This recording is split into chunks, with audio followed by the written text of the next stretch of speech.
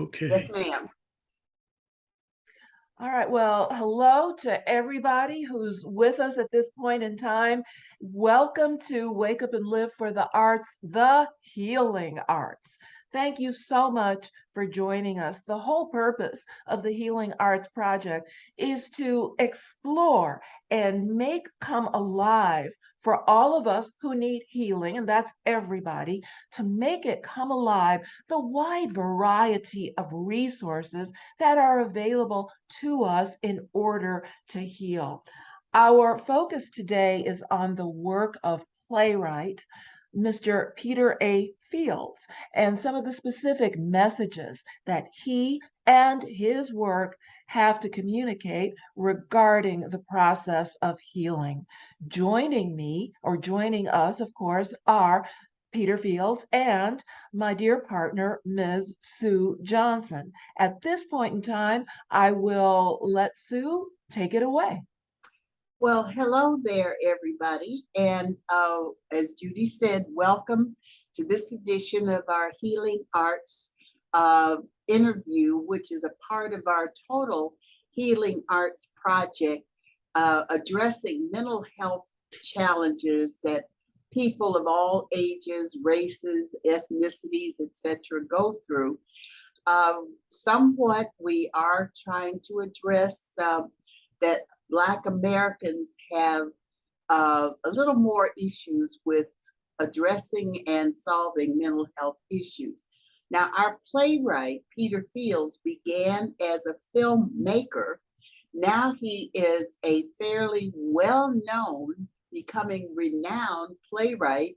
And I have to do a shout out to Yvonne Gould Fields, his mom. Yvonne Fields Gould, his mom, who is also a renowned playwright. They both win awards for playwriting. Peter and his mom are involved in festivals where they've been accepted, and issues. I shouldn't say issues, but in venues such as that where they can be awarded for their work. So Peter could no longer be a filmmaker due to his health conditions. He is a playwright now, and we would like him to discuss what was it like to have to transfer from your main career of filmmaking and into playwriting. What transpired that caused you to do that? In 2015, I learned that I had Parkinson's disease. And so that was a major factor in what led me to change professions, so to speak. I with Parkinson's, it's very difficult to concentrate and to think through difficult, complicated situations, to reason, and that's all the cognitive things that occur, as well as memory loss and such. And physically, it's exhausting to stay on my feet and do the work that needs to be done in a film. I just couldn't do it anymore, and so I thought about. I had attended Kent State University, and I was originally majoring in history at this time, at the time of my diagnosis. And so I decided that I would switch my major from history to theater, theater and society. And I did that because I felt that I wanted to stay creative. I had to stay creative. Yes. So I decided I was going to be a playwright, which requires much less physical energy. And as far as thinking, it's a lot of thinking, a lot of reasoning, because you got to make situations believable. So you have to really think through things. But I could do it on my time, and I wouldn't be holding up a whole production trying to think something through. And so I figured that would be the best thing for me to do, is to be a playwright, and I absolutely love it. I'm having probably one of the best times of my life being creative, writing plays, because it opens up a whole new world of possibilities for me to create stories and that go deeper than what I did with my films. And it's a blessing, actually. So I consider it a blessing. Yes, and even one of your plays that we keep trying to do a full production of is one of your plays called That Guy.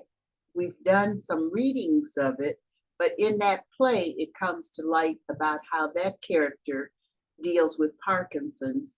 And he's an early diagnosed fellow, I think, as you were. Yes. But how did the character in That Guy has trouble adjusting? What did you, as Peter, go through in adjusting your mental health issues when it came to realizing that you could no longer, um, do your main filmmaking career and going into playwriting? Did you have any, what's a good word, angst or fears or uncertainties or anything that made it, or depression that made it difficult for you to transition for time? Yeah. Yes to all of the above. It it was see, right now I'm having trouble keeping my thoughts straight, and so that's one of the challenges in Parkinson's is that your mind just kind of jumps the rail and Mhm. find your way back to what you're about to say. Okay. So let's see if I can focus. Um, uh, yeah, the physical setbacks were my typing. My fingers are, I don't have the dexterity that I had before, and so I would constantly hit the wrong keys, and that would throw me off, and then I'd have to go back and do it again and again, and that's a constant battle for me. That's, and so that was one of the frustrations of that experience. And then once again, the thinking, I have to really focus and keep my thoughts aligned and write down things before I forget them. And so that was a major adjustment for me, because prior to that I would just pour out stories and just set the keyboard ablaze, and Mhm. but now it's a lot slower, and the struggle to find the right words to use is another problem. And that's what really depressed me, was the ability the lack of ability to grab uh, the correct word that I want to use and use it right away and keep rolling with it. I have to stop and think and use Google for the dictionary and the thesaurus. And it's very frustrating in that regard. And that put me down for a bit, emotionally, and I had to try to find the positive in the whole experience. And I think the way writing That Guy was very beneficial to me, because I was able to put a lot of what I was feeling into the character, and the characters that he imagines are there. The characters from his story are an extension of him, which is an extension of me, Mm. and so they go back and forth with each other, and that's me going back and forth with myself, um, trying to handle the situation as best I can, and Good. yeah. Hey, Peter, you mentioned that the having being forced to go from filmmaking to playwriting has been a blessing. Can you be more specific and even list one, two, or three of the blessings? Sure. I think the reason why I say it was a blessing is because I feel more fulfilled as an artist, being a playwright. I can tell the stories that were locked inside, because making a film, you have to have a budget. You have to get a crew, assemble a crew. It's a very huge undertaking making a motion picture. And whereas if I write, when I write, I can just put anything, everything on the page, and then show it to theaters or festivals, and if they like it, they'll put it on, and there you go. I've got my story, and it's being seen by people and appreciated, hopefully. And so that's what I mean by being a blessing. And it's and I'm not able to work out in the world, in the real world, because I would make too many mistakes, forget too many things. Physically, I'll be worn down after 2 or 3 hours, and so I cannot work in the workforce for anybody or anyone and any business. And so that is a bad, as a negative thing, because I enjoyed working. I always loved to work. But it's, so that's a negative, but it's also a positive in the fact that I am home and I have all these hours to just create and write, and so that's the blessing. And so yeah. Now, Thank you. yeah, that's beautiful. And from the time I met you, I've always been impressed with your positive attitude about, your whole situation, because it was life-changing. And many of us have had life-changing issues. But let me also ask you, now, with your physical situation with Parkinson's and keeping a healthy mental attitude, are there community resources or medical resources that you're involved in to help you go through the process of the Parkinson's condition? Yeah, most of what I do online through support groups online, and yeah, and losing my train of thought. Take your time. I know. We understand, hon. Take your time. Um, yeah, so I do a lot of things online with the Michael J. Fox Foundation, and Parkinson's. There's a number of Parkinson's websites, organizations that have chat groups and that sort of thing, and they have articles and advice, and just where Parkinson's people who have Parkinson's can meet and talk about their struggles that they go through, and it's comforting in that way. I used to be able to communicate very fluently, very well with people, and carry on a conversation, and now it's a struggle. It's a fight to get every word out, and the way that you have it in your mind, it changes as it comes out, and it's something totally different, and that's frustrating. And there's a lot of many Parkinson's people with Parkinson's have the same situation, and when we talk about it together, we feel better, because it's like they understand me, I understand them, and we know exactly what we're going through, and that's very relieving, and very helpful. Plus, you have a support system at home as well with your mom, your brother.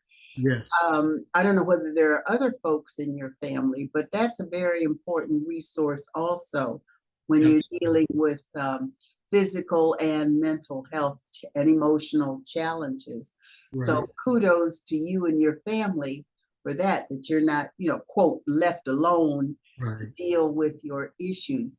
What do you look, before we end, because time is running out, what do you look forward to as a positive mental attitude, healthy type person, mentally, emotionally, and even in a way physically, because Parkinson's has allowed you to continue mobility and ambulation? Yeah, it's difficult. You still got speech and all that stuff.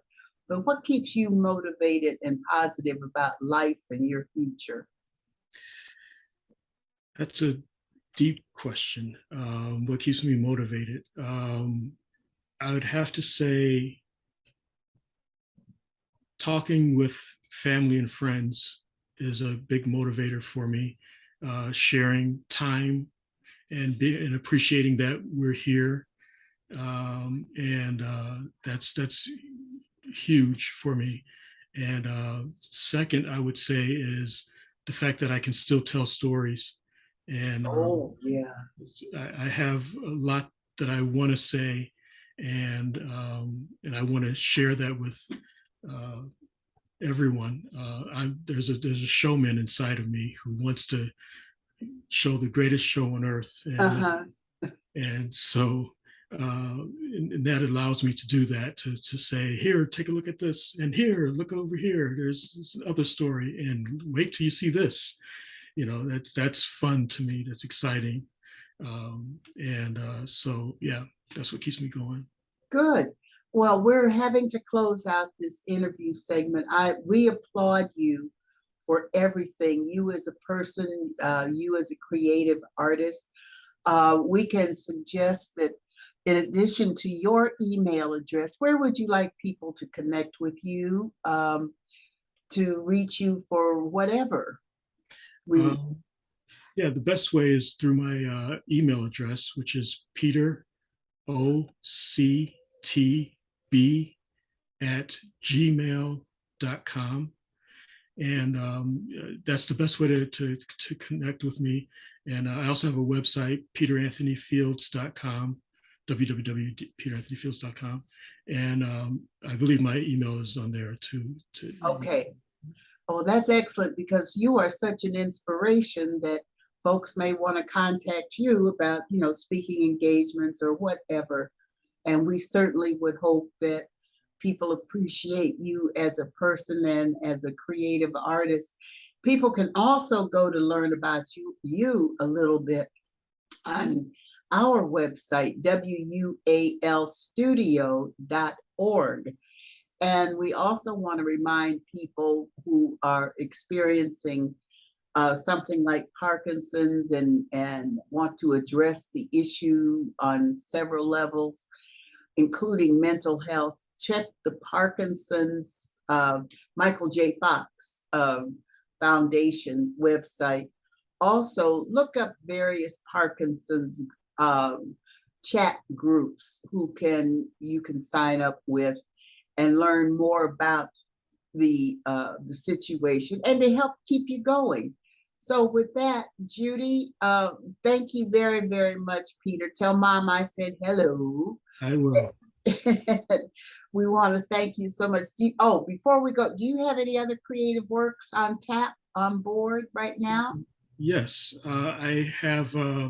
I just self-published a play, a full-length play called The Invited, and it's a murder mystery. It's a lot of fun. It was a lot of fun to write, and hopefully it's going to be a lot of fun to read as well and to perform. I had the best time ever writing that play, and I'm really excited about it. It's on Amazon.com, The Invited, and my mom just published a book today on Amazon called Violated, and so Okay. yeah. Are these on your website, hon? Not yet. I have to put it up there. Okay. But Okay. But it will be available so people can Yeah. refer to it. Well, listen, you have a great afternoon. Judy, if you will take us home, as the expression goes. Michael, good Lord Almighty. Peter, well, I'm thinking Michael J. Fox got, see, you're not the only one with issues.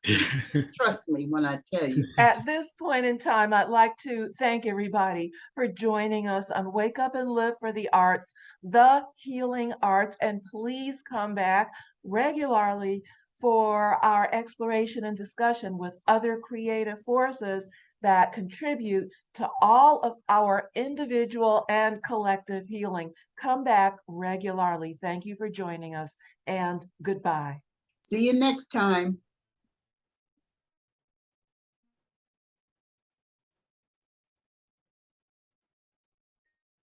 Okay. So I'm going to end the meeting. I'm going to end our Okay. meeting. And Was we're that all, being recorded or not? That last bit about I'm going to end the meeting. yeah, it's been recorded. So I'll have to tell Amara when to cut it. Okay. Gotcha. Okay. Is that it for everybody? Okay. See you soon, Peter. Okay. Thank you, Peter. Great interview. Thank Take you. care. And it'll be up on YouTube in the next few days. Of course, we'll let you know. Not a problem. Okay. Then you can share it with your email and social media lists. Okay. Okay. Thank Thank you. you, honey. Okay. Bye, Bye. everybody.